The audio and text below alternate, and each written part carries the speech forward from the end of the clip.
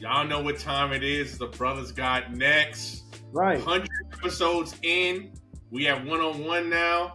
Kwab, how you feeling, bro? I mean, now we have 101. Now we're gonna start the next 100. How you feeling, bro? Yeah, feeling good, man. Great 100th episode. Got some great feedback. Ready to start. It's like we're starting all over again. 101. Let's get to 200. Yeah, exactly. Yeah, man. But we're gonna start it off, right away. We're gonna talk about your team, the Pittsburgh Steelers. Of course, he's rocking the hat, always repping, right? Always repping. Well, it depends. I'll rock the Dodgers sometimes, rep a little UNLV. Yeah, man. But I think the World Series starts tomorrow. So I hope next week we'll start seeing some Dodger stuff. You know what I mean?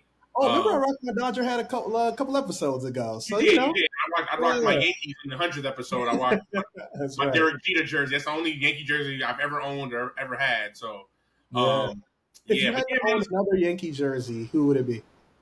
Ooh. It could be now, could be all time. Like, what would be another? That's what I'm thinking about.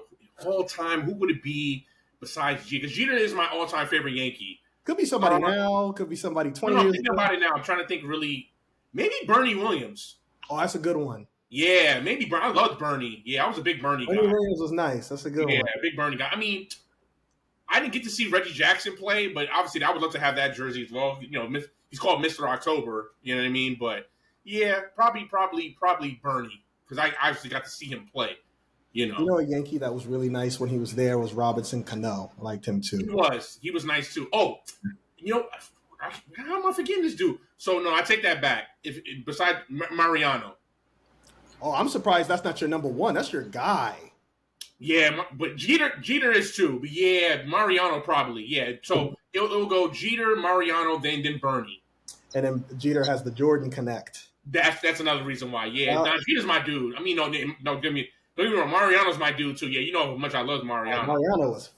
That was like a guarantee when he was in the game. Yeah, when we were in college, I remember I used to come in. You was like, I remember one time you just turned off the TV. You were like, oh yeah, it's over. Yeah, it's over. It's over. Yeah, it was a wrap. Mariano. First of all, Mariano was so nice. Like Jay-Z would put him in his rhymes. Like I know. Yeah, he was the Mariano of the Marriott. Wasn't he also? Correct me if I'm wrong. I don't know if you know top of your head. Wasn't he a unanimous vote for the Hall too? I think yes. He was. The only one, right? Is he the only one? I think he is, which is still ridiculous. Like, how is he? Baseball's like 700 years old. How is he the only one? Well, remember Jeter didn't get unanimous, which was crazy to me. Somebody was like, Babe Ruth, no, I'm good. I'm not.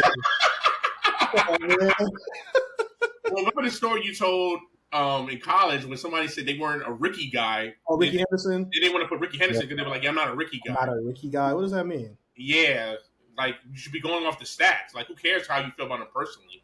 So dumb. Yeah, but yeah, baseball's ridiculous with that. Like, there are people that won't vote. You know what it is? They won't vote a guy in a certain year because they're like, well, that person's going to get enough votes anyway. Let me vote on somebody who may not be. Yeah, but that's such a dumb way to do it. That's so stupid. It's dumb. It's dumb. It's so stupid. But anyway, we're going to talk baseball later. We're going to preview the World Series at the end of the show. Both of our teams have finally, me and Kwab have dreamed of this day where our favorite teams face each other in a championship series, so we're gonna finally get to see it. The Steelers Cowboys. I don't know if that's happening. Yeah, that's never happening again. Yeah, I mean ever again. I don't think that's ever happening. Not in our lifetime. I don't think so. What are you talking about? On our end, on your end, you're good. You're gonna make the Super Bowl. Wait. You always say once Jerry Jones moves on, he's not gonna be around forever. What about you? Yeah, maybe. Yeah, but it's so tough to get your I'm not saying that we will never make. I'll never see the Cowboys make a Super Bowl, but I think it's going to be tougher to have it where it's just perfectly in line where both of us. I think with baseball, I'll say this. For years, we kind of saw it coming, right? Like, we always talked about it. Like, the Yankees have always been good. The Dodgers, it was inevitable it was going to happen. Because remember, one year, they were both in the – one was in the NLCS, one was in the ALCS, and then we both lost. Remember? It's been close. Yeah, so we've always been – so I always felt that was going to happen. Like, I'm going to be real with you. This is probably going to happen more than once. We'll probably see this more than once. You would hope so, the way that both teams are kind of constructed. Yeah. The Yankees are a little older. You guys are a little younger. You know what I mean? But, yeah, the Yankees always get good players, so I think it'll happen again. We'll see this again, but it's just dope to see this finally, for the first time since we've been friends, our teams meet in the World Series. Yeah. Like I said, anyway, we're going to get to that later in the end of the show. We're going to preview the World Series. We're gonna both, talk about who we like and why they'll win. And I'm not gonna be biased, even though the Yankees are my favorite team. I'll give my reason why whoever's gonna win and why, and I'm sure Kwab will do the same. But anyway, man, let's jump into the NFL first. As I said before, we're going to start with your team, the Pittsburgh Steelers. Obviously, Russell Wilson got his first start this past Sunday, Sunday Night Football. They played the Jets. It was a little shaky start for Russ, but he started to get it kind of cooking, as the quarters went on. Like second quarter, after the first half, he really started to get it cooking. He started looking at that old Russ, and I was like, oh. He did. So just, give me your quick thoughts, quick reaction on what you saw that you liked, and going forward, do you feel like Russ now should be the guy going forward? Yeah, I'll start with what you said about the shaky start. It was definitely shaky. Like the first quarter, I mean, he was hearing boos. Mm-hmm. And I don't think it's necessarily the crowd booing Russell Wilson because they don't like him. I think it's like, well, you had a quarterback in who wasn't necessarily playing lights out, but he was taking good care of the ball, led the Steelers to a 4-2 record. But people got to remember, Russell hadn't played football since early December, late November. Because remember, he got benched those last few games because they didn't want to give him a contract bonus. So almost a year. People just had to be a little patient. It's like, okay, he doesn't look good the first couple drives. Like, calm down. There's still a lot of game to go. So, but you know how fans are. They want instant. Yeah, instant, you know what I mean. That's especially how it is. If you have a guy behind him who's been pretty solid. Right. Because like if we had no backup quarterback, I don't think we would have heard the boo birds. But anyway, I thought he settled in really well. And one of the reasons I wanted to see what they could do with Russell Wilson is because of the ability to stretch the field consistently.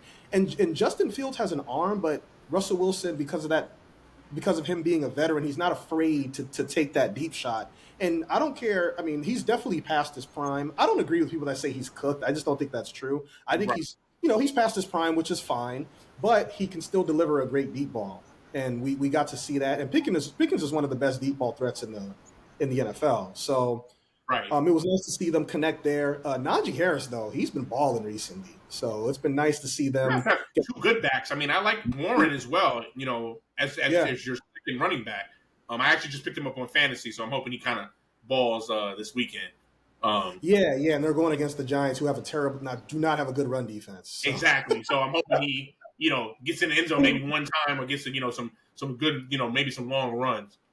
But I like what I saw. I like how Russell has control of the line of scrimmage. Like he's able to adjust in and out of audible a little bit more because Justin Fields obviously isn't as experienced. So I like the kind of the freedom they gave Russ to run the offense early on, and you're only going to see him get more comfortable as the weeks go on. Obviously, you're also going to see defenses adjust a little bit more to what they like to do. What likes to do with Russell Wilson. A thing that stood out too is I love the quick decision making he made. When he was under pressure. Guy was coming in from the edge. He was able to kind of maneuver, hit Fryer Muth for a 30-something yard gain. So I really liked what I saw, man. It's exciting because, the Steelers scored 37 points. That's more points than they scored since 2019 in Russ's first start. And the Jets defense is not going to be the same without Saleh. It's just not. So it's not great right now.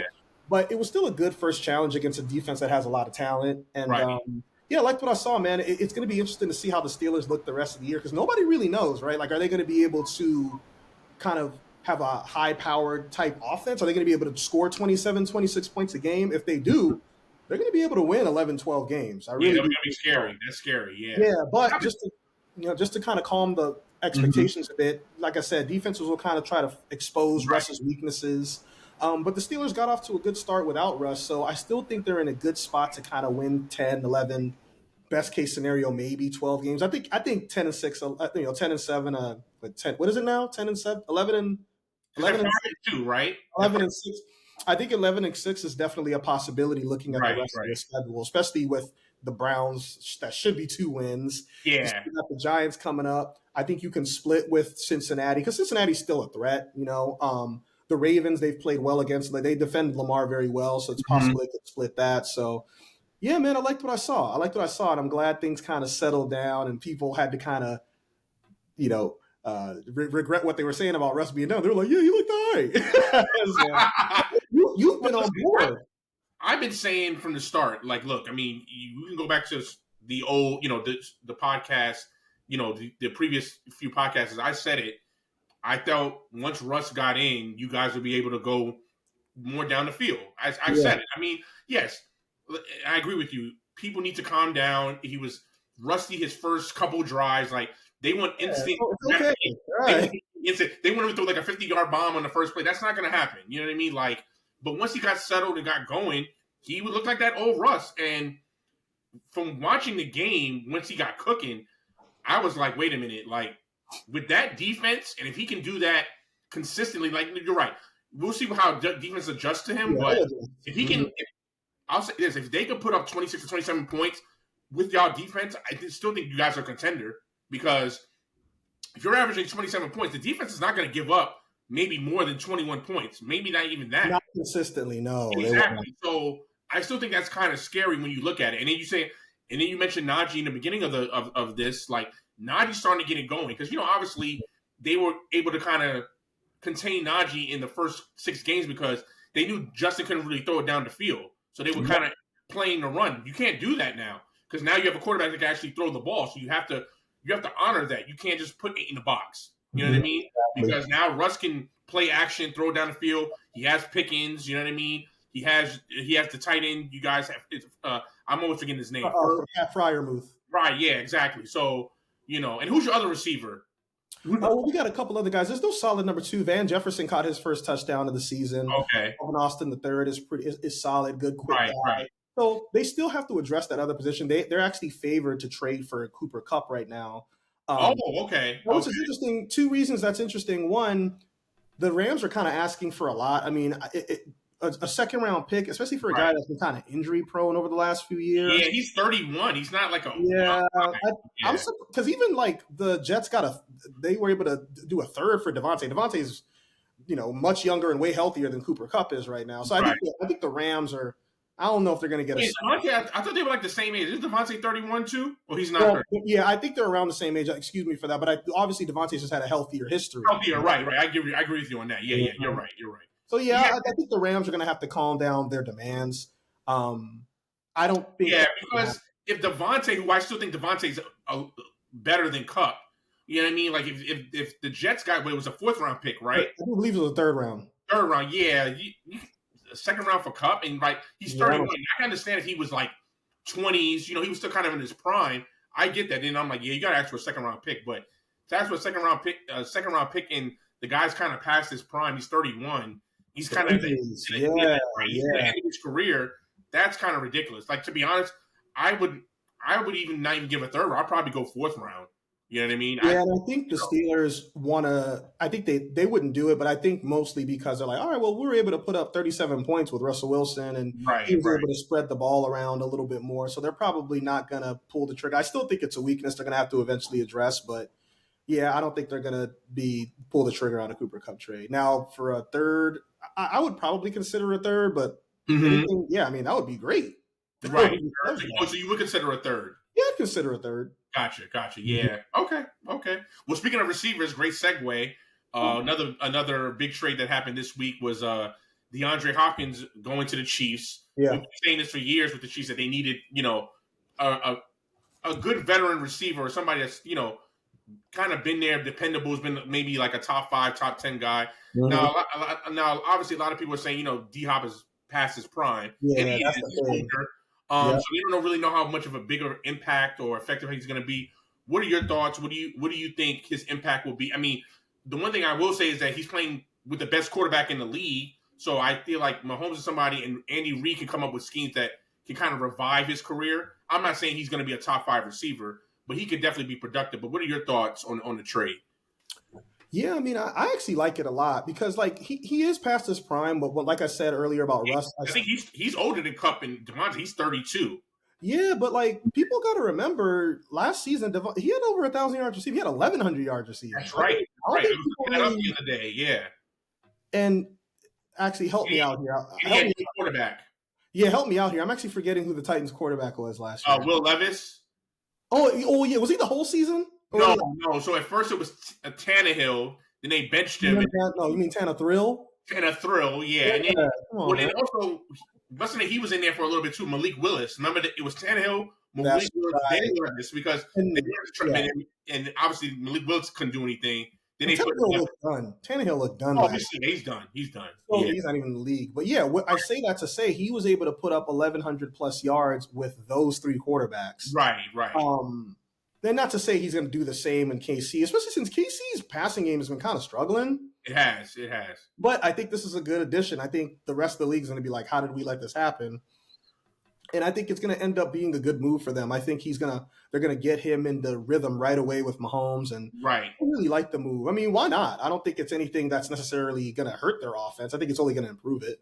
Right. The one thing I will say about D-Hop is that I love his hand. I've always loved his hand. He doesn't drop passes. Oh, yeah. So normally when you throw in his vicinity, he's catching it.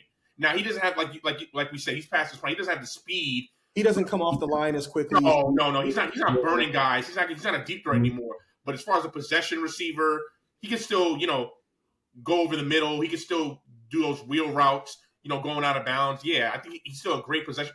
He's still good, like, if you're going to use him towards the goal line. Like, short yardage. You just need, you could probably still throw the fade route with him because he's still a pretty tall receiver. I mean, he's always been a combat catch guy. Like, you can throw it up and he can there you go. Right. That's what I was going to say. He would be very good when they get into the red zone. But yeah, he's not a deep threat. But I agree with you. I think he'll definitely help the offense because he won't. You're right. He's not the same D-Hop, but I think people when they play the Chiefs now, and like you said, people around the league will be like, right, how the heck did we let this happen? He's going to still be very productive. Like, I can see him averaging 5-6 catches a game. You know what I mean? Yeah, maybe 5-6 catches for 80 yards. Like, there you go. I was saying about around 75 yards, right around there. That's going to open it up for your Xavier Worthies, for heck, even an old. Yeah, even a guy like I don't think he's that great anymore, but like he works well with the Chiefs, like a Juju Smith-Schuster is another guy. Hardman, you know what I mean? Or Mecole Hardman. Yeah, right. So they've got guys that this is actually going to be good for them. It's going to take a little bit more attention off of those guys, especially like Worthy. And I think it's really going to help Mahomes, who I don't want to say he's struggling, but something just seems a little off there. But remember we were texting each other. The crazy thing about this is we keep talking about the Chiefs struggling. They're undefeated. Like you would think we're talking now. They're like 500 or they're a losing record. They're 6-0 and they're beating some good teams. It's not like they're beating like scrub teams. They're beating some good. I mean, they just beat San Fran in San Fran. And they worked them. They worked them. They beat. Now I know the jury's still out on Cincinnati because everybody always says they started slow. They beat Cincinnati, so they beat the Ravens opening night. I don't think it has anything to do with who the Chiefs beat or don't. Like, I don't care if they played a bunch of 0-win teams. Like, they're the Chiefs. Right. They've proven over years that they can beat anyone. Right. I think what's happening now is they've kind of turned into a defensive team. That's their thing. Yeah, their team is nice. Trent McDuffie, Chris Jones, obviously. But here's a prediction that I have. I think there's going to be a point, and it could be in a playoff game. I think they're going to be trailing at some point. Like, they're going to have they're going to face. Because, the Chiefs are like that. Like, they're always going to – they can be down 15 or 17 and, they have Mahomes. But what's going to happen this year? Like, how's that going to look now when they're down 17 potentially against, like, Baltimore or Buffalo? I'm just using those two as an example. Right. And they're going to have to lead – Mahomes is going to have to lead a comeback with this current squad. And I think this is where DeAndre Hopkins is going to come into play. Right, that could help. Right. And help because before they got Devontae, I don't know, man. I don't know. I mean – I think this season Mahomes has 6 touchdowns and 8 picks. Like that's I didn't know. Yeah, I didn't. Oh wow, yeah. That's not Mahomes. Dude, Mahomes, and this is just fantasy football, not that serious, but like I've actually been benching Mahomes recently, which is wild. Oh, you have him on one of your fantasy teams. I do. The league that we're in, actually, you probably didn't know because he's been on my bench. Wow, that's crazy. He's not. He's just not producing how we're used to seeing him produce. Right. It's kind of how I had Aaron Rodgers, and I'm like, yeah, he's done. I've been benching him too. See, I think Aaron Rodgers is past his prime, but you think he's done. I think he's done. I think he's washed. I think he's done. What's the difference? You guys, he didn't look good at all. And I'm sorry, I don't know how much a factor Devontae is going to be. Like, he didn't look good. I'm telling you, they don't look like they care. Like, he's just not good anymore. Like, I understand what you're saying. I mean, that could be it too, but I just think he's just not good. He just needs to retire. For you, what's the difference between being done and being past your prime? So, like people think Russ is okay. His past your prime is like, all right, you're still putting up decent numbers, but they're not. Yeah, like they're not what we're used to seeing. So, for instance, like let's say you were a guy like Aaron Rodgers was a guy that threw 40 touchdowns and 8 picks, right? A past his prime would be like, oh, now he's throwing 30 touchdowns, 14 picks. Like, yeah, in the high 20s or something. Yeah, or high, so 28 touchdowns, 14. Like, yeah, it's still good. Like what Russ did with Denver. Like, we know he's at the Brady last year with the Bucks. Like, he was past fine. When you're like if you're throwing like equal touchdowns to equal interceptions, you're kind of done. It's like Peyton. Peyton was done. Peyton was throwing. Statistically, he was awful. I think he had like 9 touchdowns and like 17. He still that ball looked like really wobbly. When we used to talk about it, like, he was weird. It was like, why are you throwing it like that? He was done. I mean, Rodgers, like, I agree with you. He's still a good thrower of the ball, but his decision making is not good anymore. Like, he throws picks. Like, and that's been his strength. His whole career is they just throw a lot of picks. He always throws single-digit picks. Like, right. He has seasons where he's thrown like 4 picks. That's crazy. He's had 2 games already this season where he's had multiple picks, or more than that. He had 2 against the Steelers. I think he had like 3. Was it against the Vikings? Vikings? He had 3. He had 3. Yeah. So I think he's done, bro. I just think he's done. If they don't beat New England this weekend, which they should, come on. They should. If they don't, I do like what I saw out of Drake May. I will say that, but they should. Drake May looks good. Yeah. The rest of the team don't look good, and I wasn't really feeling what Gerard Mayo said, calling the team soft. Like, bro, I don't know how you felt about that. How he called the Jets soft, or the Patriots soft? He called their defense soft. Oh, the Jets defense soft. No, Gerard Mayo called the Patriots defense soft. Oh, okay. Yeah, I don't know if you heard about that, but yeah, a lot of people weren't really feeling that. It's like, bro, like I don't mind that. Like, listen, we're grown men. You're getting paid a lot of money. It either motivates you. You either do something about it. You either prove that person wrong, or you go out there and prove that person right. I have no issue with that. If he had said that about the Jets, that's different. Like bulletin board material. I would love that'd be hilarious. Yeah, but if you're of your own team, I think every coach has the right to say that. If they're not playing well, you have a right to be called out. Like you always say, nobody's above criticism. You know what I mean? If you're calling a unit soft, that's on the coaching. Like coaches, like you know what I mean. Especially if you're a defensive coach, like bro, that's on you then. Yeah, like, I get that. This is the same Patriots defense that was top 10 last year, top 10 the year before. Yeah. Like those dudes, they're not soft. I think you just need to coach them up better. Yeah. So I always these guys can handle it. Yeah. The game plan, remember, you still have to execute. Players still have to execute. Right. You know what I mean? They still have to, like you always say, it's talent, execution, and coaching. Those are the 3, right? So if the coaching's good and you have no talent, but they execute, it can look okay. But if you have the coaching and you have the talent and they're not executing, it's not going to look good. Yeah. So they still have to go out there and do their job. They do. They got to execute. You got to execute. Yeah. So I agree with you that it has to be right. I mean, that's coaching too, but they still got to go out there and do their job. So I don't have a problem with it. Like, it's either going to motivate them to like, okay, we got to go out there and do better, or they're going to prove Gerard Mayo right, because Gerard Mayo's going to put the same game plan and he's going to coach them up. I don't think he's not coaching them up. I think he's going to. You got to go out there and execute. You know what I mean? So yeah. So another big story this week was obviously Tua is going to start. It sounds like he's going to start this Sunday for the Dolphins. Obviously coming off of another concussion. Obviously I have different thoughts about this, but I really want to get your thoughts just on a serious note. Like, obviously when he had the concussion earlier this year, a lot of people were saying he should have probably hang it up, for good, like football, retire. Obviously the Dolphins have looked terrible since he's been out. I mean, they're like completely different. They're like one of the worst. They look at the worst offense in the league. Exactly, when he's not in. But I just want to get your thoughts on, him coming back. What do you see kind of going for him towards the future? Do you think this is smart of him to come back and maybe this soon, or even just come back at all? What are your thoughts? See, I'm a little different when it comes to this topic because kind of the popular opinion is for him to just hang it up, right? I would say so. I would say most people say that. Mm-hmm. For me, it's simple. I'm a big believer in science, like doctors. You know what I mean? As far as not when it comes to like religion, but when it comes to like I'll use like COVID, for example. Like I was always a believer in science as far as getting my shot. That's me personally. I didn't judge people necessarily that disagreed with that. But I say all that to say, like, doctors have cleared them. Doctors have said, like, hey, like it's not going to leave any, it won't necessarily leave any long-term effects if you potentially get another. Now, I don't necessarily like the fact that Tua is against wearing a Guardian cap, which I guess is can help you with sustaining concussions potentially. I don't like that he's against that. In fact, I think the team should make that mandatory for him, honestly. Right. I don't know if that messes with the contraction. I don't know how messy that could get. But if the doctors are clearing him, I say it's fine.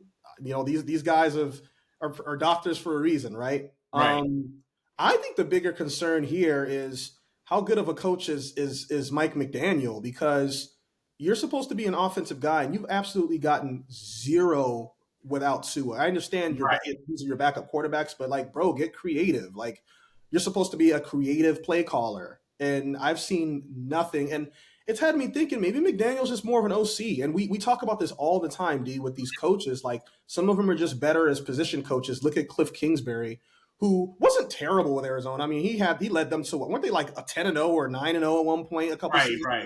It wasn't awful. Like, it didn't end well, but he's just one of those dudes. He's an awesome coordinator. Look what they're like, the highest scoring offense in the league right now. But I think I'm okay with Tua coming back now. If he gets another one, I mean, geez, I understand I'd be contradicting myself by saying like, well, are the doctors clearing him?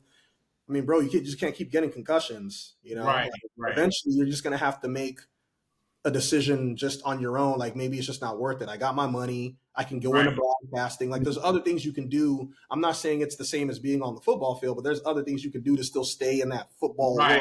Right. But yeah, I think the Dolphins' biggest issue right now is just trying to figure out, do we have the right coach, and why wasn't he able to do nothing from them since he's gotten there. It just makes me wonder if, like, dang, maybe Tua he should be more considered for MVP.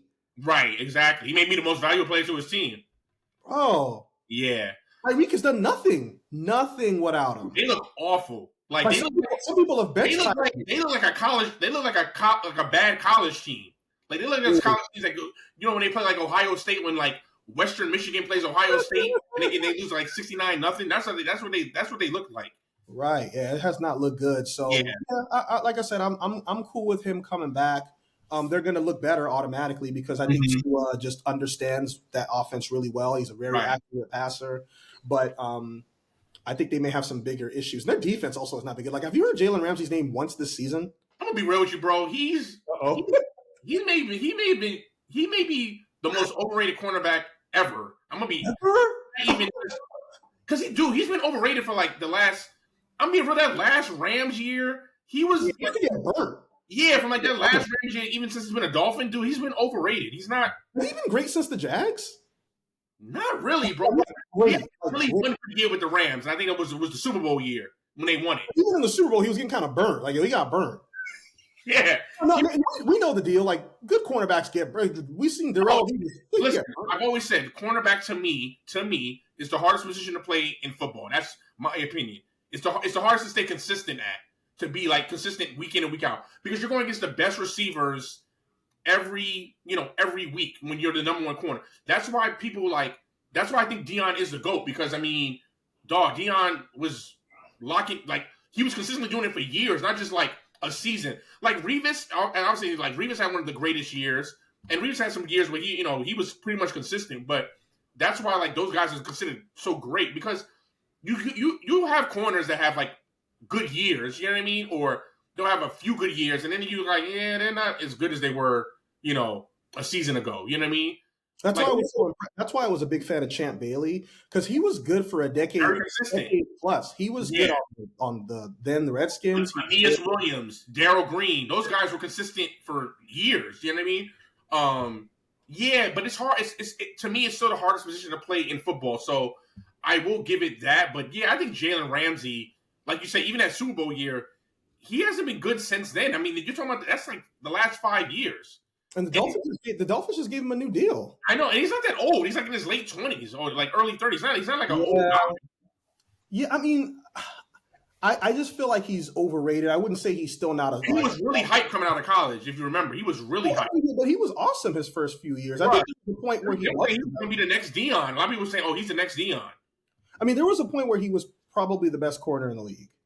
With the Jags, I agree with you. Yeah, like he was an all pro. Like even Right. his first couple of years with the Rams, he was actually really good. It's Right. just like the last like 2-3 years, I'm like, Yeah, these last 3 years, yeah, because you started to see it late that Super Bowl year. Like, yo, he's been getting kind of smoked. What's going on here? You know? Yeah, like I said, I mean, I know he's had one major injury, but yeah, he's not like I said, he's kind of still in that prime age where you should be still good. Like, oh yeah, you should still be producing. You know what I mean? He was coincidentally today's his birthday. What? How old is he? He just turned 30. Yeah, that's what I'm saying. We're recording this on the 24th. Yeah, so he just turned. Yeah, that's what I'm saying. So that's what I mean. He's not an old guy. So see, now when you get past 30, 32, 33, then I can understand. Like, yeah, you're kind of past your prime. So if you're getting burnt then it's like, okay, that's fine. But getting back to what we were saying about Tua, I'm kind of mixed on it, man. Like, I hear what you're saying that the doctors cleared him, and right, you got to go up to science. I'm with you. But I'm also have that other side where, we're human beings, and we already know that football is probably the most dangerous sport besides boxing or UFC that you can do, right? Because contact, you're hitting people. Bodies are not made to be hit that way. They say getting tackled, and I don't know how accurate this report was, but like it's like getting in a car accident every time. It's just like high impact. Like you're legit getting. Yeah. And our bodies are not made that way. So when I think of that, and I think of him having multiple concussions, it's not just when you have one, okay, you can kind of, I mean, this dude's, and he's had serious concussions. Like we've seen it on the field. Like it doesn't look good. I don't know in the long run if it's worth it. Like you said, he has his money, he got his deal. I mean, the guy's married, has kids. We've heard of the stories of the players who had a lot of concussions back in the day, and later on with the CTE, not doing well at all. Doing well at all. Suicide, just their erratic behavior, acting. I don't know, man. Like, so I think of that.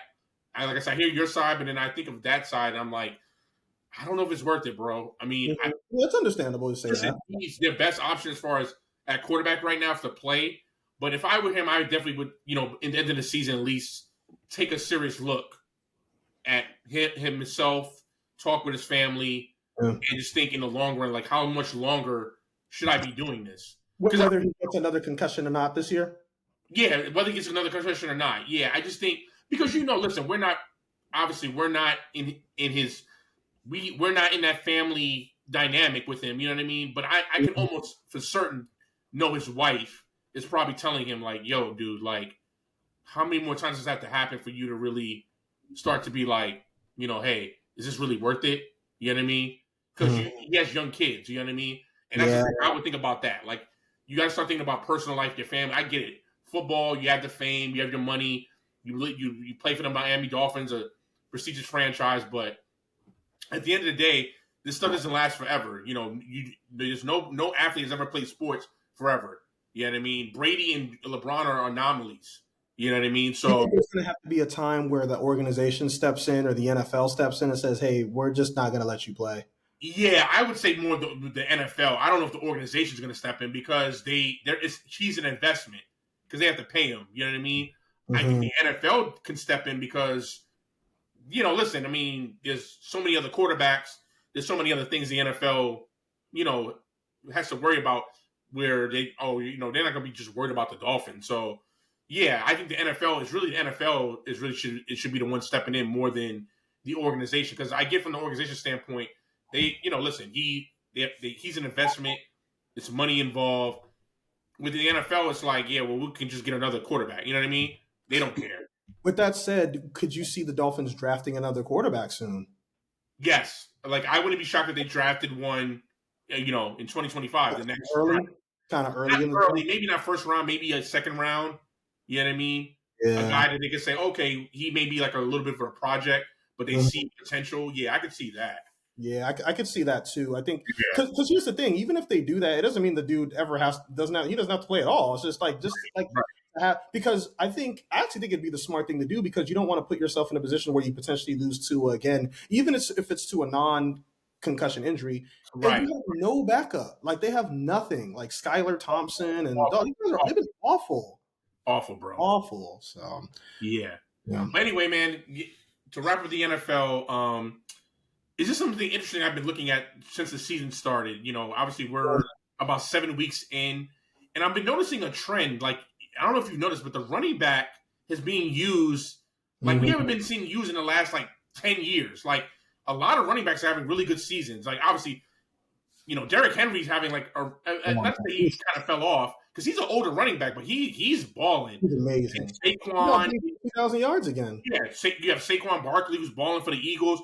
You even have the guy in San Francisco who's the backup for McCaffrey who's even balling. Yeah, it's been a lot of good running backs, a lot of good running back play. Do you kind of see a return of like the importance of the running back? Because obviously for years, you know, the last 10 years, everybody's like, oh, the running back has been, devalued. And you know, people say, oh, you can get a running back in the third, fourth round. You don't need to do a first round pick with a running back, even a second round pick. They was like, oh, you can get them in the third, fourth round. You don't need one early. But now you're starting to see kind of the importance of the running back because it seems like a lot of teams, especially the good offenses, all have good running backs. You know, when I think of like the Commanders, Brian Robinson Jr.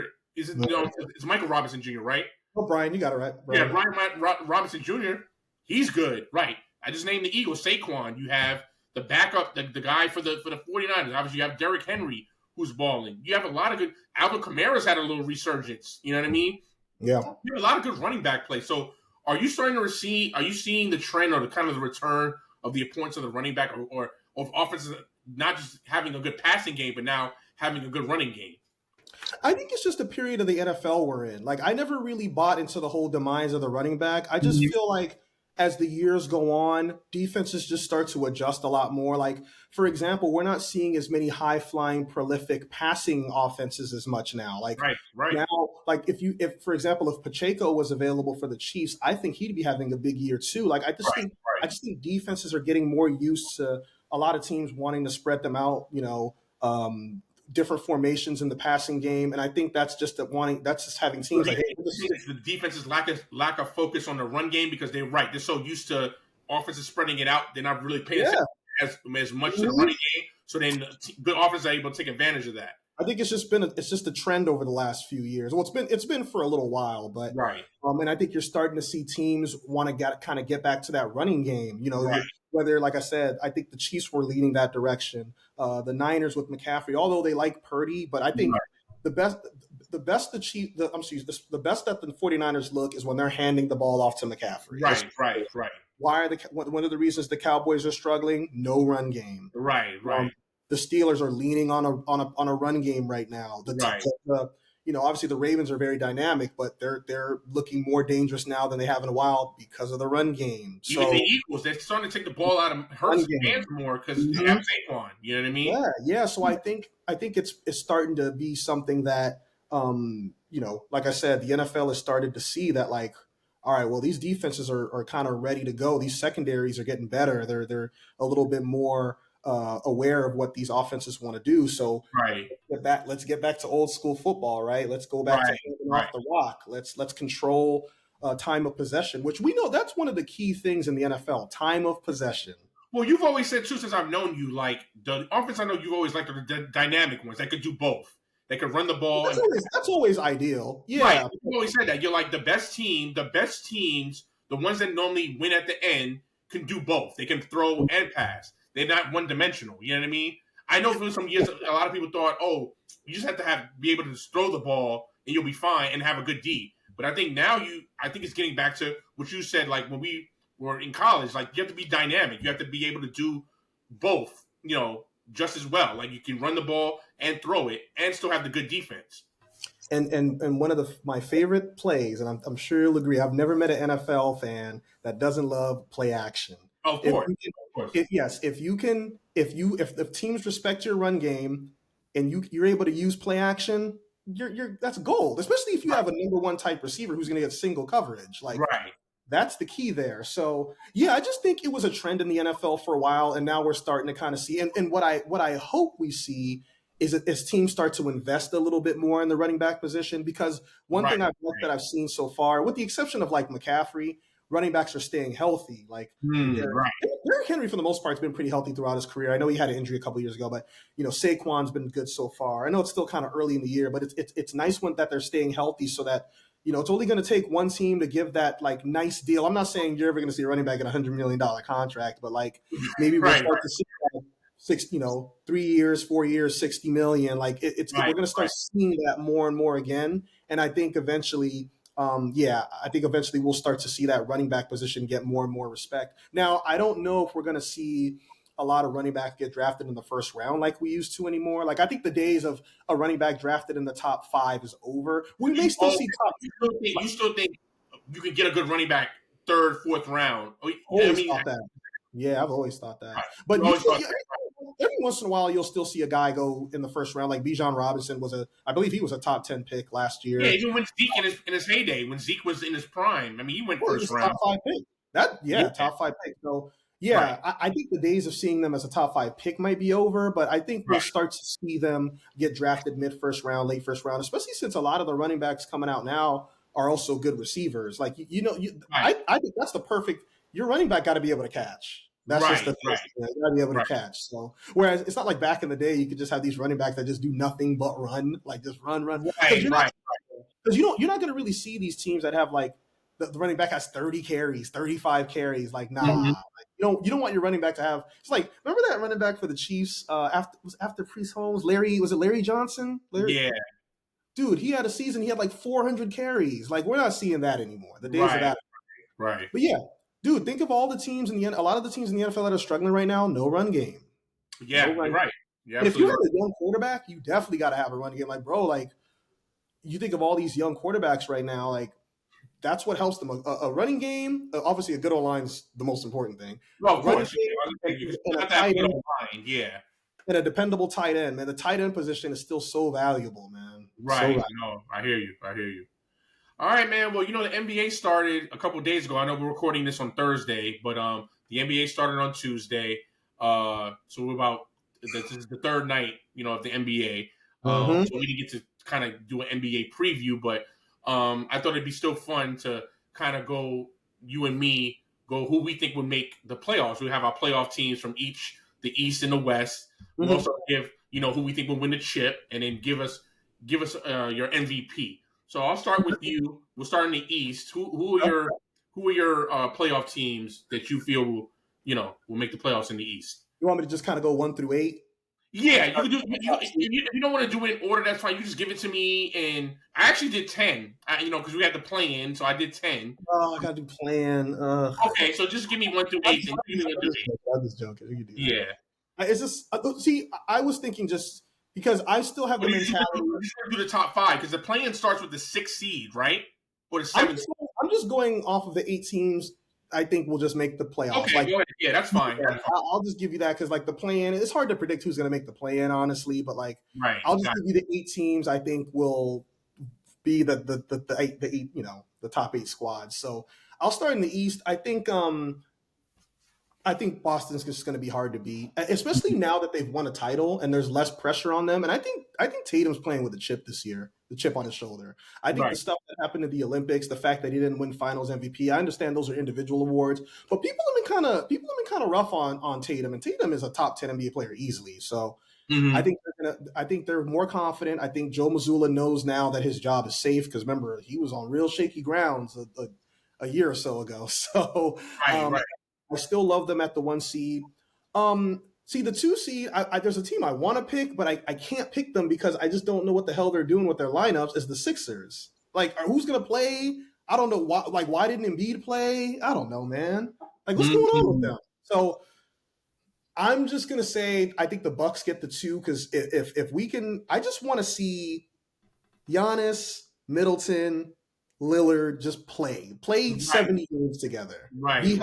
Playoffs. So I'll go the Bucks at the 2.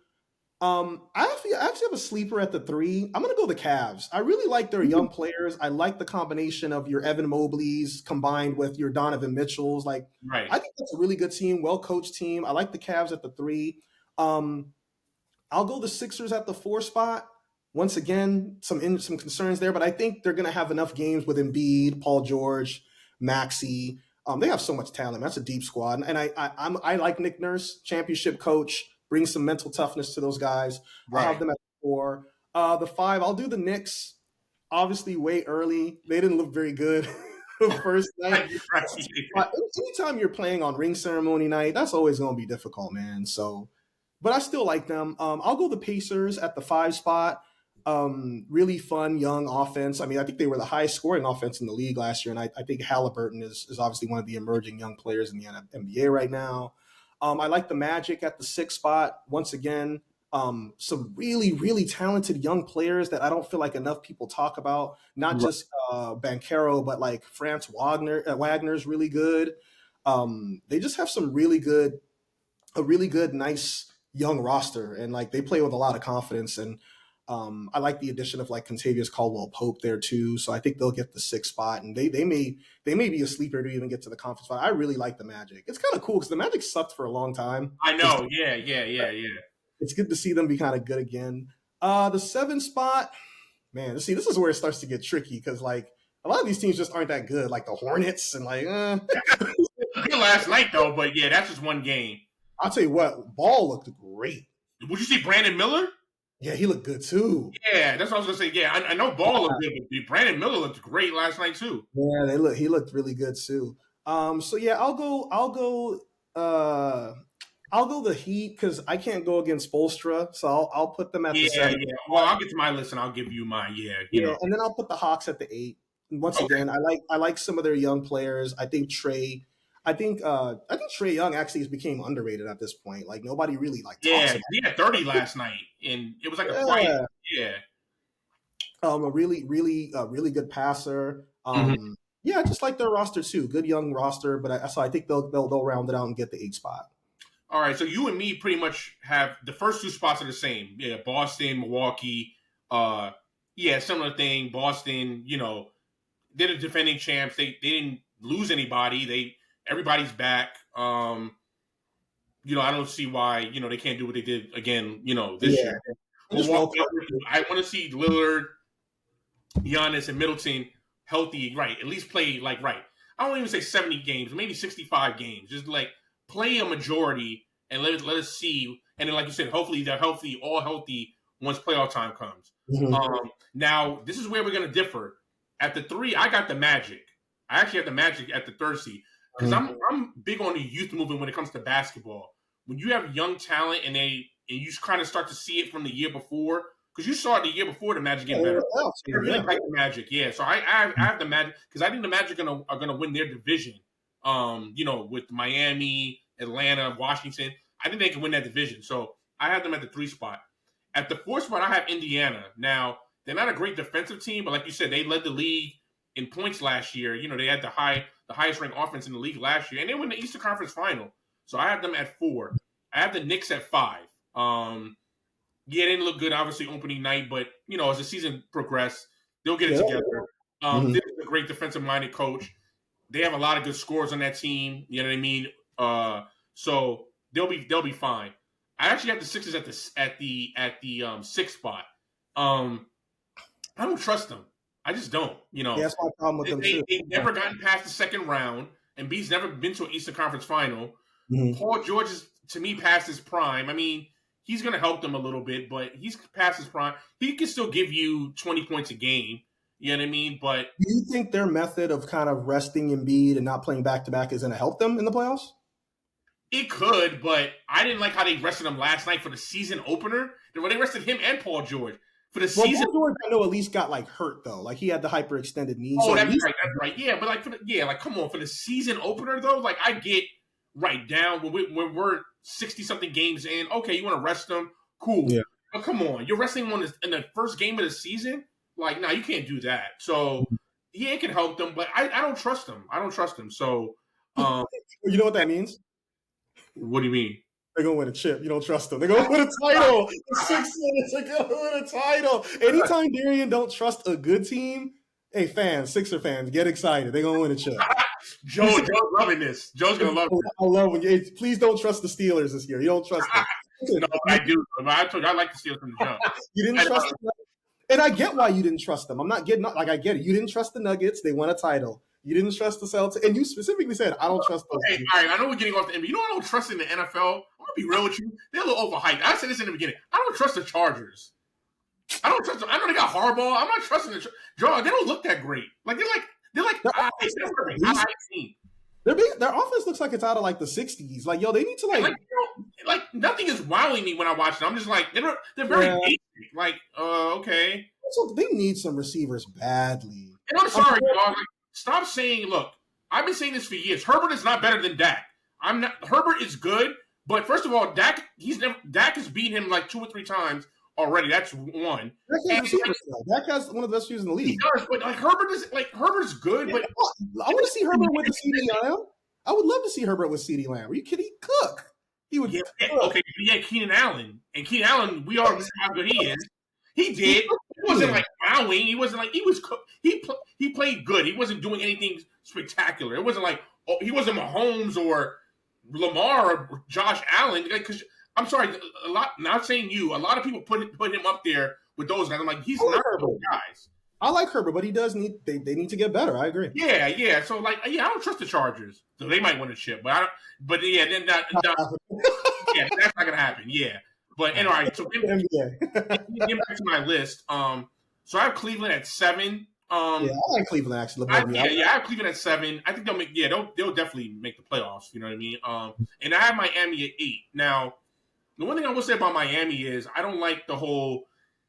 I think Jimmy Butler's time in Miami is kind of dwindling down because I'm sure you heard in the offseason there was a lot of him and Pat Riley going back and forth. Yeah, Pat Riley calling him out, and then Jimmy Butler kind of going back at him. I don't really like that. I think that spells kind of a divorce soon. Don't be shocked if Jimmy Butler is a trade. Big trade person. Coming up when the trade deadline comes. I can see that happening because they didn't like him. They didn't give him a new deal. So I think that's kind of he's older. What is he? Almost like he's 33, 34. So yeah, he's definitely past his prime, and he's starting to get a little injury prone, especially the last couple years. So I think it's time for Miami to kind of retool too. So so I got Cleveland at 8. All right, so let's go to your Western Conference picks. Who do you get 1 through 8? So I'm not gonna. I don't think it's gonna look too different than last year. I love the Thunder. I think they're gonna be. I think they're really gonna be better. I think they have. I think potentially a top 5 player as their best player. I think Shai Gilgeous he's phenomenal, man. He's efficient, good passer, plays defense, makes scoring look easy. Love that dude. So I'm gonna go with them at the 1. It actually starts to get kind of jumbled up, but I'll still do Dallas at the 2. I think Dallas. I think the Klay Thompson addition is going to help. Now I'm not going to expect a ton out of him, but I think he's going to give them just enough shooting, just enough scoring, maybe give them like 15, 16 a game. And I think that's what they've been kind of missing is that third option, right? Like after Kyrie, because if Kyrie and Luka are both struggling, they've had nobody to kind of pick up that slack. So right. That's why I think guys like Derek Lively are going to have to really step up this year, like some of these young guys, because if you can have guys like Derek Lively step up with the addition of Klay Thompson, I think that's going to be good. So I think that's going to happen for them. So I like them at the 2. I'll do the Wolves at the 3. I think it's going to take them a little bit to gel. Obviously, just like it's going to take the Knicks a bit of time to gel too. Right. Anytime you get significant changes in your lineup, that's going to happen for the most part. So I like them at the 3. I'll do I'll do Denver at the 4 spot. I think they got a little weaker this year, and I don't love their bench, but I do like that they re-signed Aaron Gordon. Well, is Russell Westbrook starting, or is he coming off the bench? I believe he's coming off the bench. That could help because but I don't really know how much he has left though. I mean, he didn't play too bad with the Clippers coming off the bench. He was still productive. Yeah, of course, he's not going to be the Russ he was in OKC, but he's still productive. So we'll see. Yeah, Yeah. I think we're going to see a return of the Kings too. I'm going to put the Kings. I think the Kings. De'Aaron Fox also declined his player option, so that's going to be interesting. He's kind of playing on a contract year, but I think I think the addition of DeMar DeRozan is going to be really good for those guys. Yeah. Where was I at? I had them at the 5. I'm going to put the Lakers at the 6. I think some of the young additions, like if you're like your rookie, like Connect, if he can step up and be that like really good guy off the bench, I think AD is going to have a really nice season. LeBron's obviously getting older. He looked good opening night. AD looks great. And, obviously the thing with him is, can he stay healthy? Yeah. You know, LeBron's getting older and older. So, I'm going to lower my expectations for him, but I still think LeBron's going to be able to give you maybe 22, 23 a game. Right. I like that Austin Reeves has kind of put on a little bit of weight this year, and I think you could tell the difference. And you know what? I'm gonna give JJ Redick a shot, man. I'm gonna see how different he can kind of make this. Maybe his rotations, because that's one thing about Darvin Ham. His rotations used to drive people crazy. So we'll see how JJ Redick handles that. So I'm gonna have them at the 6th spot. The 7, I'll have the Suns. I don't really like the Suns, but it's hard to kind of go against when you have that much star power up top. And I think we'll see a kind of resurgence from Beal as well. Beal actually played well night 1, and if he can stay healthy, I like what they're doing there. And then at the 8th spot, I'm gonna say this is where I struggle, man, because there's always a part of me that kind of wants to pick the Warriors, but I got to see a little bit more. I don't know if they're there yet.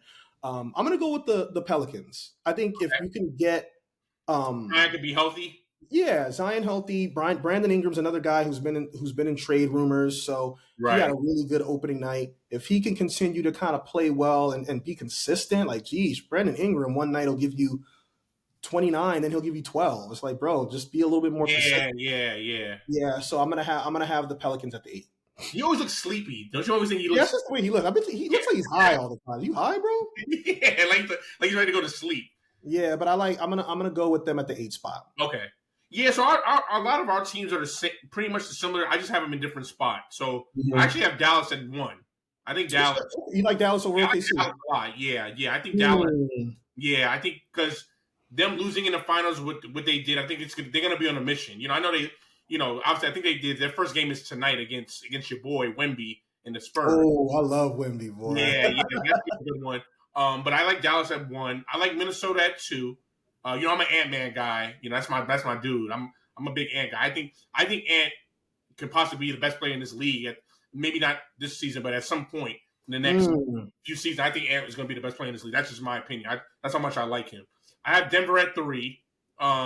Yeah, you're right. They'll probably take a little step back, but they're still Denver. They still got arguably the best player in the league in Jokic. Like you said, they re-signed Aaron Gordon. I like that.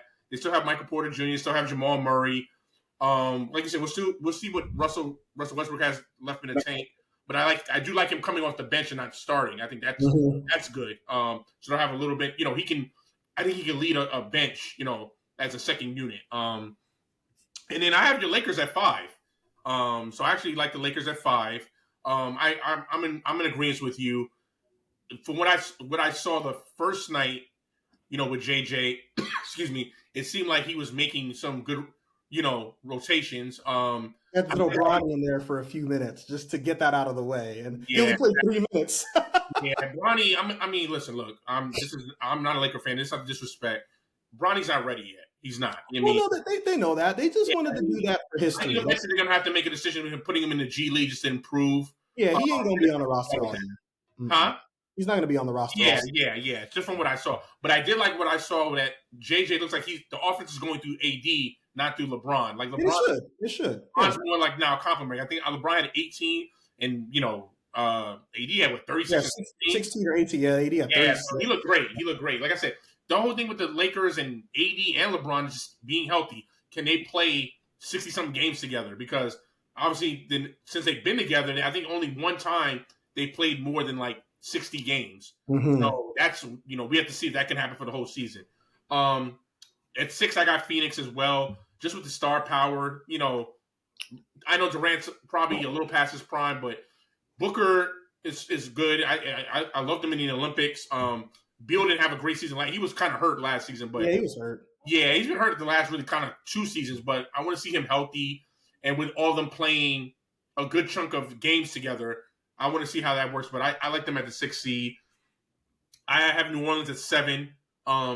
If I don't know why Zion didn't play the opener, but again, just like the 76ers. But anyway, if Zion can be healthy for most of the season, and like you said, Brandon Ingram can be consistent, and don't forget about McCollum. I've always liked CJ McCollum. He's kind of one of those guys that nobody talks about. He's like an unsung hero. He always gets 20 points a game, shoots very well, plays pretty good D. He's always people kind of forget about him. You know what I mean? But he's a good, solid player. So I think all three of those guys can play. Like again, just like the Lakers, they can play more than 60 games. Yeah, they'll be right there in the playoff mix. I have them at 7, and then 8. I have Sacramento. I think. Whoa. Yeah, I have Sacramento. You said? Well, for having Sacramento 8. No Thunder. What happened? No Thunder? Did I miss that? No. The Thunder. I had. Oh, I skipped over them. I'm sorry. I had the Thunder at 4. My bad. Woo! I was saying, wow, the Thunder missed the playoffs. My bad. Right, because I talked about Denver and I skipped to the Lakers. Okay. So you think they fall off a little bit? Yeah, a little bit. They're 4. I'm sorry, my fault. Do you think sorry. the sorry, audience, sorry fans, you know what I mean? Yeah. Do you think the top 4 seeds are gonna kind of be like a game apart, like close? Kind of like yes. It's like the Thunder could easily be like the 1 or the 4. Like so I think Dallas and Minnesota will be fighting for that 1. Okay. And I think it'll be more like OKC and Denver fighting for the 3. 3 and the 4, got it. Yeah, exactly. And it'll be a big drop. And the Lakers will be 5, but those other teams are going to be like games ahead. They'll be battling for the 1-2 spots. Right, yeah. And like I said, Sacramento's my 8th seed. Yeah. I do think DeMar DeRozan is going to improve. It will help and improve. Yeah, for sure. I like them a little better than you do. I like the Kings. Yeah, I know you do. Yeah, and I love Sabonis. I know you talked about Darian Fox, but yeah, he's really good. Well, yeah, I have them as an 8. I had Golden State, Memphis, San Antonio on the outside looking in. They'll probably be in the play-in game. So you like San Antonio to get to the play-in? That's a good improvement. That's a good improvement. The play-in game. I like San Antonio, Golden State, Memphis to get to the play-in game. I just don't like them in the first 8. So you know how big I was on Wemby. He lived up to all the hype for you? Yes and no. He was good last year. He wasn't spectacular or great. I mean, he was good for like what a rookie should be, like, a good rookie. Like, oh yeah, he had a good rookie year. He had a good solid rookie year. Now I'm expecting him to have that this year. I'm expecting him to have that like next step, like all-star breakthrough kind of year. Like, okay, like he is definitely in command of the offense, and he's the guy they go to. Like, he's the guy. You know what I mean? Like, there's no question. But he definitely at least, like, you're okay with the hype now. Like, I know you were like a little glimpses. He showed glimpses of last year where he can be like, this dude can be. And defensively, that's where I'm, bro. I was gonna say I'm more impressed with him defensively than I am offensively. Yeah. So I think defensively he's gonna be great.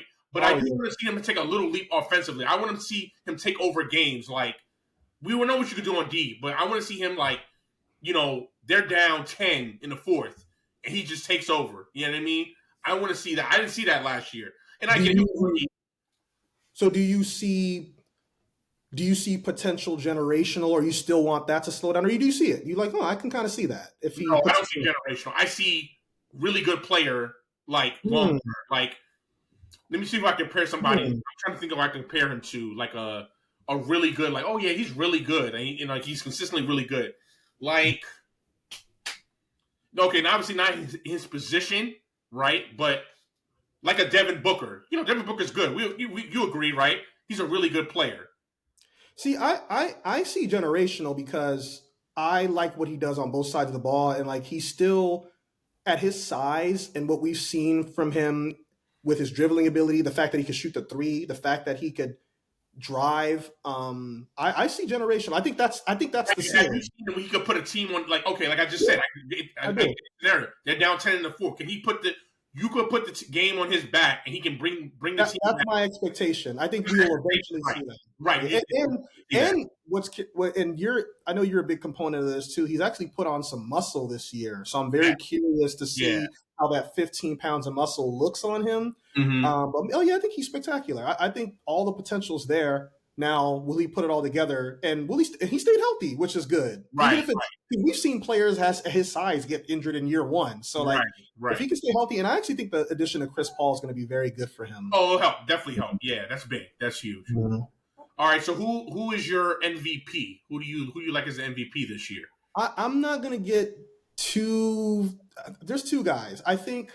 And I'll give you a decision, but I'm struggling between Shai Gilgeous-Alexander and actually Jason Tatum. I think, yeah, I'm really big on the chip that Jason Tatum has. Like I said earlier, I think the Celtics are going to be the 1 seed. Anytime you're the 1 seed, it kind of gives you a slight advantage. I also think we're going to see a return of Giannis as well. If Giannis can stay healthy, he's always going to be in the mix.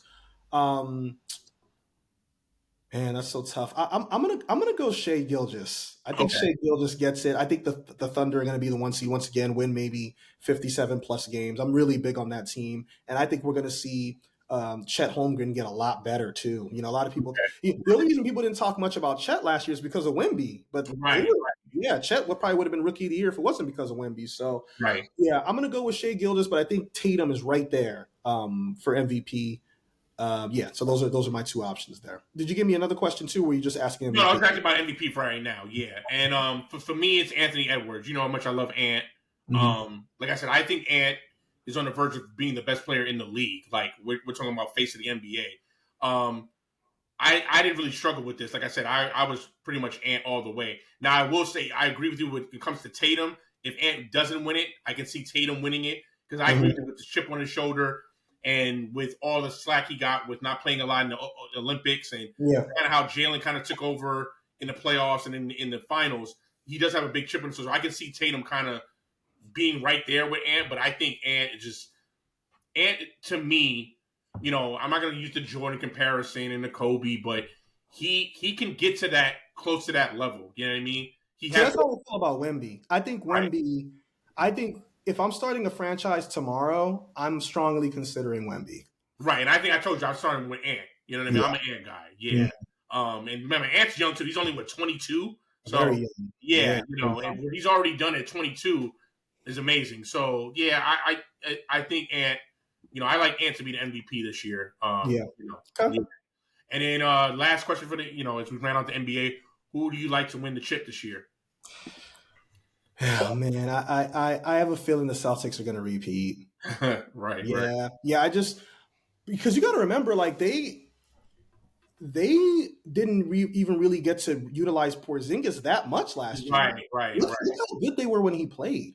I know. So and then you have like you just got so many guys that first of all they're very 3 happy. We know that they live or die by in the opening night.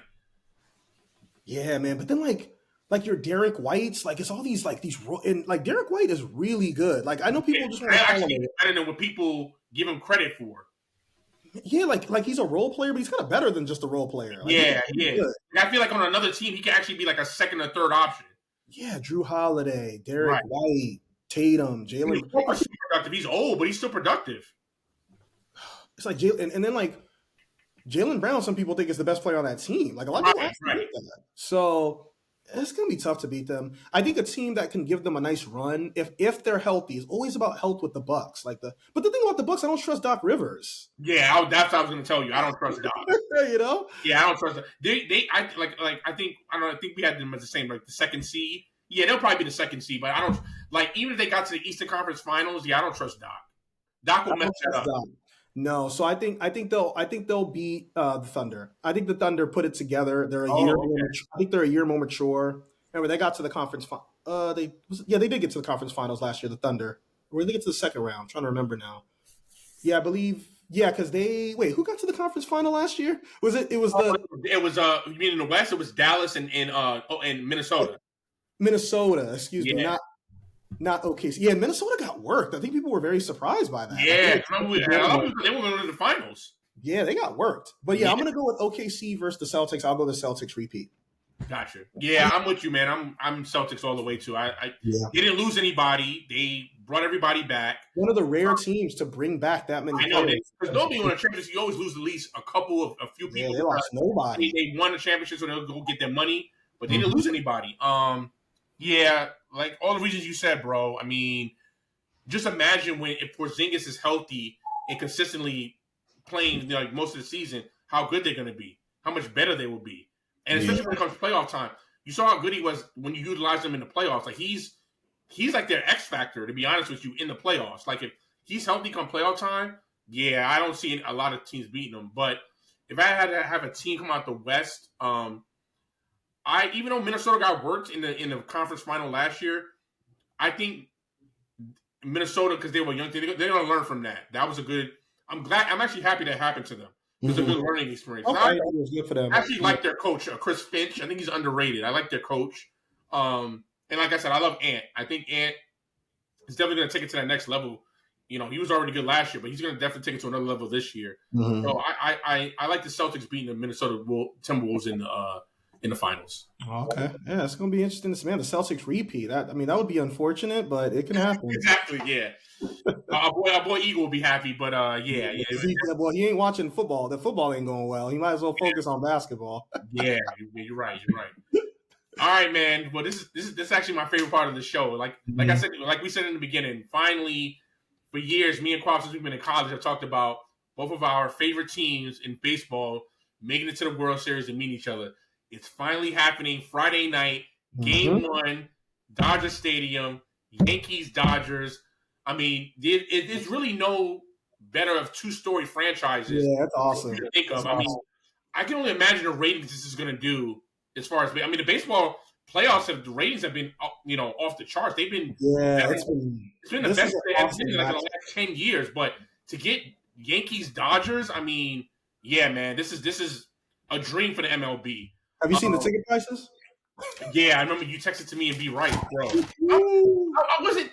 You know what? I was like, I was outraged. I wasn't too shocked. It's LA. I mean, you imagine what they're gonna be in LA.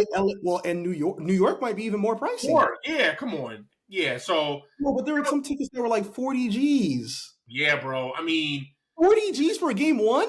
I mean, dude, these are two of the story franchises, bro. This is cool. I mean, even if you're just a casual baseball fan, you're gonna like this series. Like even if these are not your two teams, you're gonna watch. Oh yeah, like I was talking to my older brother who's not a baseball guy. He's like, yeah, I'm definitely gonna check out the World Series. Yeah. But I think it's gonna be a longer series. Because women at my job who don't even watch, but they're like, yeah, I'm watching the World because it's Yankees Dodgers. Just to hear those names, you're like, wow, Yankees Dodgers. Like everybody knows those teams. So you got the two best home run hitters in the league going against each other. All right, so listen, like I said, I'm going to leave bias out of this, and I'm sure you will do the same. Mm-hmm. Who wins, how many games, and why do they win? So I think the thing to look at here, and this is pretty obvious, nothing crazy I'm saying, is there's a certain part of each team's lineup that's key, right? Like with the Yankees, you have Juan Soto, Aaron Judge, Stanton. Right. So those three going up against Betts, Ohtani, who, you know how I feel about that guy.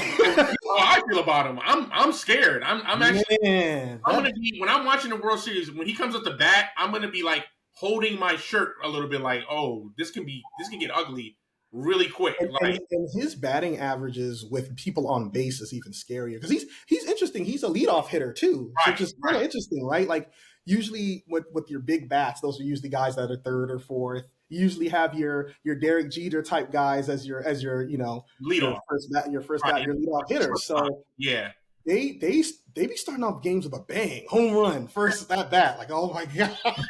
So yeah, but one advantage I think, and I love bringing this up for you because one of your complaints about the Yankees since we've known each other is inconsistent pitching, right? Like right. But now I actually think they kind of have the pitching advantage because. Really? You do have, okay, well, go ahead. I do, especially when you look at like Garrett Cole. Like if you look at their aces, I think they have. I don't think it's significant, but I think the problem with to me they only have Cole and Weaver though. Like now I will say I think Cole is better than any pitcher you have as far as starting, but they only have two. But I'll get into your bull because I actually in reverse. I like your bullpen more than our bullpen. Well, I'm talking about starting pitching. Oh, the starting pitching. Okay, gotcha. Yeah, I should have probably been specific. Yeah. Because like Walker Buehler's good. I mean, he can be a little inconsistent. He was dominant in his last start. You still got Flattery. You still got Yamamoto. Yeah, Yamamoto's good too, bro. Like, but they are. But all those guys have kind of had ups and downs too. Like they are. And I'm a little. I want to see them be a little bit more consistent. But the thing about the Dodgers is they're such a high scoring team. Like. They just need their they just need their pitchers to be just solid, and they'll be fine because they have such. Yeah, you got Ohtani, Betts, Muncy, Freeman. They're all. And then there's key guys that have experience on a playoff level too, like your Kike Hernandez is like the guys who are at the bottom of the batting order, right, who are just electric. Like Max Muncy has had some huge hits. So that's what I'm saying. Y'all got Muncy. Mm-hmm. Y'all got the hitters too. Like but like I said, I'll get into mine. But yeah, keep going. I'm sorry. Mm-hmm. No, it's okay. But I just think the best player I've probably ever seen in my life is Shohei Ohtani. Right. And I think. Do you think that's the key? That's going to be the key factor. I actually see he's so consistent. I think the key is actually guys like Mookie Betts, who's kind of had some hit or misses in the playoffs over the years. Right. But when Mookie Betts is on, he's as good as any player in MLB, any hitter in the league when he's on. Right. So I think the key is actually going to be how consistent can Mookie Betts be. Freddie Freeman, those guys after Ohtani, because Ohtani is going to be Ohtani. And Ohtani loves to steal bases, so it's always a little easier for the Dodgers to score because he's going to get a second. He's potentially going to get a third. So I think it's going to be a long series, potentially go 7. The Dodgers do have home field. I don't know how much that matters in baseball, though. Like we've seen. Yeah. It's not like I don't think baseball is like football or basketball where the home crowd really makes a difference. Like you being. Well, I don't know football. I don't know either. Like football. Baseball and football are kind of similar in a way. I think baseball is a little more. It doesn't matter as much. Like football matters a little bit more. Obviously, in basketball, it's huge because just because it's an indoor crowd, the noise, and seeing the court. I think if any sports out of the big 3, I think basketball you have more of the home court advantage. You know what I mean? Over football. Yeah. Because in football, we've seen people win on the road in the playoffs. We've seen.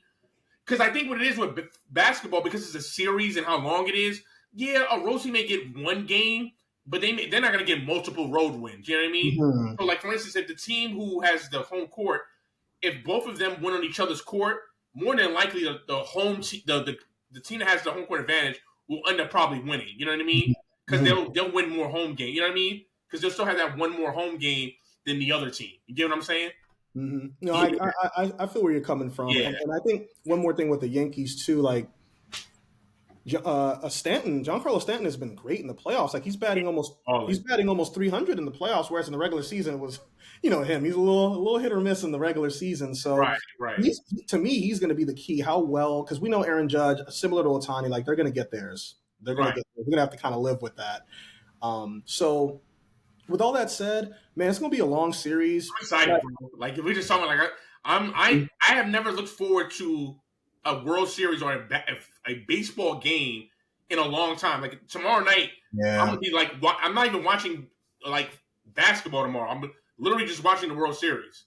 Yeah, it's going to be awesome. As soon as I get home tomorrow night, I'm going to be plugged in. Yeah, I'm just imagining, like, the Dodger crowd, just that atmosphere. Oh, yeah. You know what I mean? Play. I mean, I think it's going to be a long series, but I think the depth of the Lakers. The Dodgers batting order is going to be the difference. I'm going to go the Dodgers in 7. I think it's going to be long. It's going to go all the way. I'm going to go Dodgers in 7. Gotcha. So again, like I said, I'm being unbiased. I'm actually in agreement with you. I think the Dodgers win in 7. My key is the bullpen. I know you said with Flattery, Yamamoto, and Wheeler. They can be a little up and down, but I like you guys' bullpen better than our bullpen. I think we have good aces. Like I said, Garrett Cole is better than any pitcher you have. So any games he pitches, the Yankees will probably win those. And I like Weaver as well. While we have good hitting, because I do think Soto's going to be a difference too. Soto and Torres, don't forget about them. I know we're talking about Carlos Stanton and we're talking about Aaron Judge. We know we're going to get theirs. But, Juan Soto and Torres have been great in these playoffs as well, and even in the regular season. So, don't sleep on them. That's why I think the series is going to go long, because I think it's going to be some unsung heroes in certain games. Like, remember I told you, like, Soto, Torres. But, again, you guys have a better bullpen, and I'm with you with Ohtani. Maybe the greatest baseball player we've ever seen in our lifetime. And he might be the best athlete in the world right now. Exactly. So, when you have that with a better bullpen, I like that team in a longer series. You know what I mean? So I'm with you. I like Dodgers in 7. I would love to have the Yankees win in 7. Obviously, win again. But I think also, first of all, you know how I feel about this dude. Boone's going to mess up in a couple games. I gotta give Boone props this year, though. And this year. But now we're in the nitty gritty. We're in the tense. Like, I like your manager over Boone. Like, let's not act like Dave Roberts has been perfect, though. He's been under fire. I'll take Dave Roberts over Boone. Boone's going to mess up in maybe not just one. He's going to mess up in a couple games. He's going to do something. You're going to be like, but you're still not a Boone guy. Because you know what I don't like about Boone? With the bullpen, he's not great. When it comes to, like, closers or putting in, like, the mid-relievers, he's not great with that. Like, he doesn't pick the right guys. Like why did you put him in? Like, you know what I mean? So that's where I think it's going to be the difference. He's going to mess up with that. Dave Roberts more. I get what you're saying with Dave Roberts. He doesn't mess up when it comes to the bullpen. It's more with the lineup, the hitting, the order. You know what I mean? They criticize him for that. I get that. But to be honest, I mean, you guys are good hitters, so it's like even if you change the lineup in order, they're gonna hit. You know what I mean? They either gonna produce or they not. You know, but I get what you're saying. He can be better as far as who's up and who's next up. Mm-hmm. But the key is Boone messes up the bullpen. He makes bad decisions when it comes to closing and mid relievers, and so that's good. I think going to be the key, and I think that's why the Dodgers in the long run win 7. And you have the home field. I think even though it doesn't matter much in baseball, the Dodgers Stadium, y'all fans, when it's rocking in there. You know what I mean? Not to say Yankee Stadium doesn't do that either, but you guys have the extra game. So, yeah, I think in the long run, it's going to be a great series. Like you said, a long series, a lot of scoring, but I just think at the end, the Dodgers take it. Do you think the winner of Game 1 matters? Like if the Yankees win Game 1, do you think that matters? No, because this is the best of 7. It's not the best of 5. You know what I mean? If it was 3, then I'd be like, whoa, that's big. You know what I mean? But one game, no. Now, if they go up 2-0, yeah, then we're like, uh-oh. Yeah, Dodgers. But if it flipped on the other side. Right. If the Dodgers win the first 2 games, the Yankees, all the person on the Yankees, they're in trouble. Because they have to win. I think if the Dodgers go up 2-0, I still don't think the Yankees are like, oh crap. Now that just makes Game 3 a must win, unfortunately. Right, exactly. Yeah, but I think best case scenario besides going up 2-0, obviously, if you go 1-1 in LA, that's great. Oh yeah, so that's what I was going to say. I think that they're going to split Game 1 and 2. I don't see anybody going up 2-0. I think it'll be 1-1. Goes back to because I think the Yankees get the next 3, right? It's 2-3-2. Right, they get the next 3. So the Dodgers really, if they can win both home games, they're automatic. They're guaranteed to come back home. So right there you go. Right, exactly. Even if the Yankees win 2 there, you know what I mean? Yeah, but it's exciting, man. One of our teams is going to win it. This is cool. Yeah. Like I said, I'm just going to love to watch. Just to I won't be as upset if whoever wins. Like I said, I like the Dodgers anyway. Obviously, I'm a Yankee fan. I'm rooting for the Yankees, but I won't be upset because, like I said, I thought the Dodgers would win anyway. But it's just cool to see both our teams in it, and I'm just happy to see the Yankees in the World Series since 2010. It's been a long time. They haven't been in 14 years, so it's just good to see them in the World Series. Hopefully, that could be consistent going forward. When we don't have to play you guys every year, maybe play somebody different. So yeah, it's just good to see. Yeah, I mean, Ohtani versus Judge. I mean, that's gonna be awesome. Yeah. Like you said, they're gonna get there. So you can't get upset or worry about that if they hit home runs. Like that's gonna happen.